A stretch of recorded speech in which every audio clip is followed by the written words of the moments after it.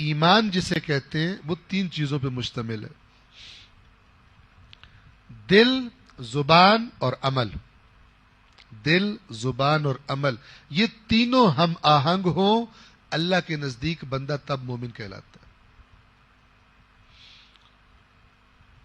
دل میں محبت ہو اور زبان کسی حکمران کے ڈر سے اہل بیت کے خلاف چل جائے. اس سے بڑھ کر تلوار یعنی عمل.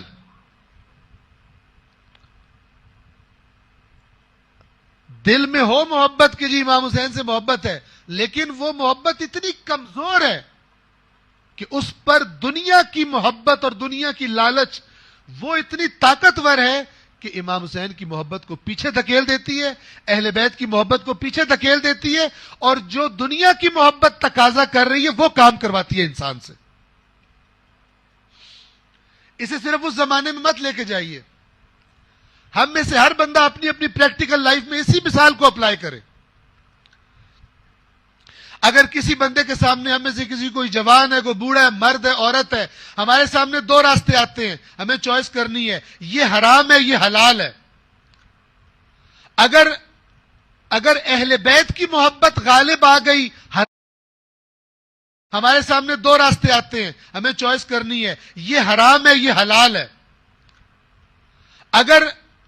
اگر اہل بیت کی محبت غالب آ گئی حرام کی محبت پر، تو حرام کو دھکیل دے گی اور اپنا تقاضا پورا کروائے گی، حلال پر اکتفا کروائے گی. اور اگر حرام کی محبت غالب آ گئی، یہ محبت کم ہے، اس کی طاقت کم ہے، تو وہ حرام کی محبت، حرام کی جو جذابیت ہے، وہ اہل بیت کی محبت کو کہے گی پیچھے ہٹ جا، ابھی میں نے اپنا تقاضا اس سے پورا کروانا ہے. اور عمل انسان وہ کرے گا کہ جو طاقتور محبت کا تقاضا ہوگا.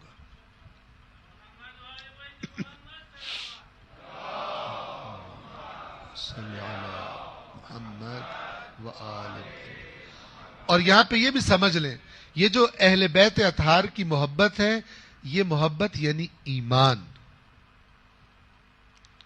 شیعہ سنی حدیث اس پر متفق ہے کہ اہل بیت اطہار کی محبت ایمان ہے. یا علی لا يحبك الا مؤمن ولا يبغضك الا منافق. اے علی، آپ سے محبت نہیں کرے گا مگر مومن، اور آپ سے بغض نہیں رکھے گا مگر منافق. منافق کون؟ جس کے دل میں ایمان نہیں ہے. یعنی ایمان کا اثر ہے، ایمان کا نیچرل نتیجہ ہے علی کی محبت. اور علی نمائندہ خاندان اہل بیت ہے. باقی خاندان خود بخود اسی فارمولے میں آ گیا. اور جس کے دل میں علی کی محبت نہیں ہے، یعنی اس کے دل میں نفاق ہے، ایمان نہیں ہے. اب دیکھیں، اگر محبت کم ہے، محبت علی کم ہے، یعنی ایمان کم ہے. اگر محبت علی زیادہ ہے، پاورفل ہے، یعنی ایمان پاورفل ہے. اب اگر محبت علی یا محبت اہل بیت زیادہ ہے، یعنی اس کا مطلب ہے ایمان پاورفل ہے، تو وہ انسان سے جب بھی کہیں 2 یا 3 راستوں میں ایک کا انتخاب کرنا پڑے گا، تو یہ پاورفل ایمان، یہ پاورفل محبت اہل بیت باقی چیزوں کو پیچھے دھکیل کر ان پر غالب آ کے اپنا تقاضا انسان سے پورا کروا لے گی. اور اگر یہ کمزور ہے اور دوسری چیزیں سٹرونگ ہیں، دنیا سٹرونگ ہے، لالچ سٹرونگ ہے، تو اہل بیت کی محبت کو پیچھے دھکیل دے گی اور اپنا تقاضا پورا کروا لے گی. کربلا کیا ہے؟ کربلا یہی ہے. ہر امام کے زمانے میں یہی ہے. لہذا ائمہ نے جو ایمان کی وضاحتیں بتائی ہیں، تفصیلات بتائی ہیں کہ ایمان ہوتا کیا چیز ہے، اس پر توجہ، اسے جاننا اور پھر اس کو اپنے اندر پیدا کرنے کی کوشش کرنا، یہ ایک مومن کا ہم و غم ہونا چاہیے. کیونکہ یہاں دنیا میں مومن کہلوانا امپورٹنٹ نہیں ہے، اللہ کے ہاں مومن کہلوانا امپورٹنٹ ہے.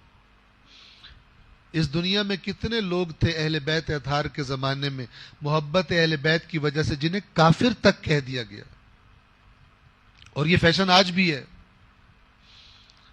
بعض لوگ اتنے متعصب اور جاہل ہیں کہ صرف یہ کہ اہل بیت اطہار کو سب سے بڑا مانتا ہے، یہ ان کے لیے کافی ہے کہ کہیں یہ کافر ہے۔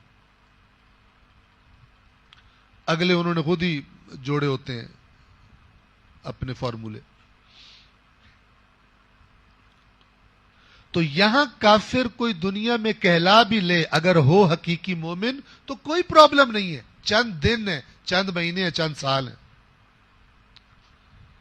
لیکن یہاں پہ ساری دنیا کے سامنے بہت بڑا مومن بنا ہو، اور جیسے ہی آنکھیں بند ہوں پہلی بات جو سامنے کھلے اللہ کی طرف سے آ کے بتایا جائے کہ تو مومن نہیں ہے،